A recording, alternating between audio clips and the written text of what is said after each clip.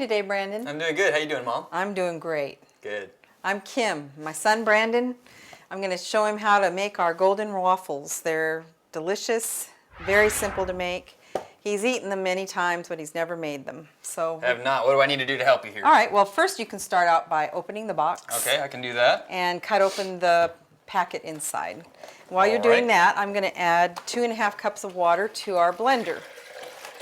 And I have a Vitamix, which is a really nice blender, very powerful, but it doesn't have to be an expensive Vitamix or anything like that. It can be any blender. The whole point is you just want to blend it until it's creamy. Because if you look at the packet, it has, you know, oats in there and it's kind of chunky. It's better if it's a creamy blend. So go ahead and put that in. Okay.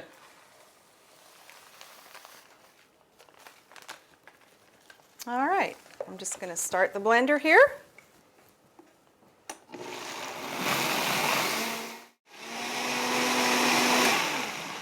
So how long do you want to blend that? Well, you know, depending on your blender, you basically want to just have it so it looks creamy. Okay. You know, Just make sure it's thoroughly maybe blended. a minute. Okay. You know, 1 to 2 minutes, depending on if your blender's not real powerful. So once it's done, is it ready to pour right into the waffle maker? Yes, sometimes it's good to wait. Now, it kind of depends too on maybe your elevation or how much humidity's in the air. You could pour it from here. Sometimes it's good to let it thicken just a little bit first. So just let it sit for a few minutes Yeah, and just thicken for up? a few minutes, and then it will work a little bit better in the waffle maker. This is a traditional waffle maker. Very popular now are the Belgian waffle makers, and you can use either. They both work well, but if you use the Belgian waffle maker, you're not going to get as much yield out of your mix. All right, so we blended this till it was creamy, and I like to let it sit for just a little while. So while it's sitting, because it thickens up a little bit, I let this preheat. Okay, so this is preheating. So it's pretty much preheated by now. If you want to open it and put a few sprays of Pam on there. I can do that. Because we don't want it to stick.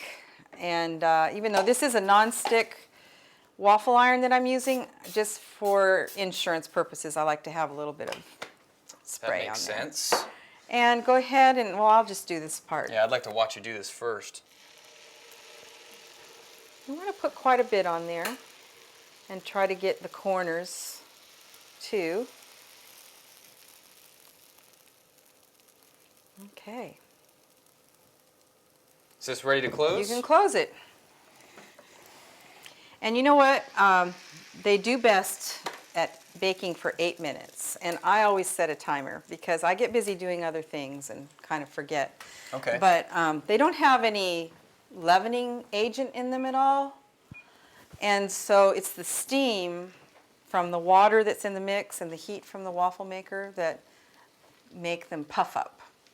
So that's why it kind of takes about 8 minutes. 8 minutes is pretty much the perfect time.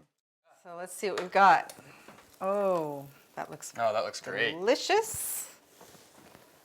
And oh, look at that. That's so beautiful. That's perfect. Let's shut this so we don't burn ourselves.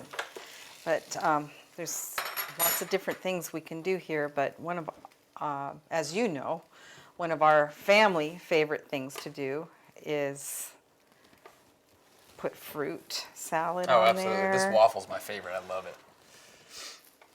Look at that. So, did you need me to pass you pass me the fruit, please. And some fresh fruit salad. Oh my goodness, wow, isn't looks that good? fantastic. How about drizzling a little bit of Yeah, here, I'll pass that to you. I'll make a mess. Pure maple syrup. None of that junky stuff. Pure. You know what, Mom? I just thought of something, and I have got to give it a try. What's that? It just popped into my head. Take a waffle, a couple of your sausage patties here. I just have to try this. Oh my, that looks good. A waffle sandwich. That's really good. And I wanted to mention too that you know, you can make these up and freeze them for a quick breakfast during the week. Put them in the toaster. Oh, that's nice. So I can make them all ahead of time. Make them ahead of time. Or if you have extras left over or whatever, put them in a Ziploc bag in the freezer. Pop them in your toaster. You don't even have to defrost them first. You just put them in the toaster and they're good to go.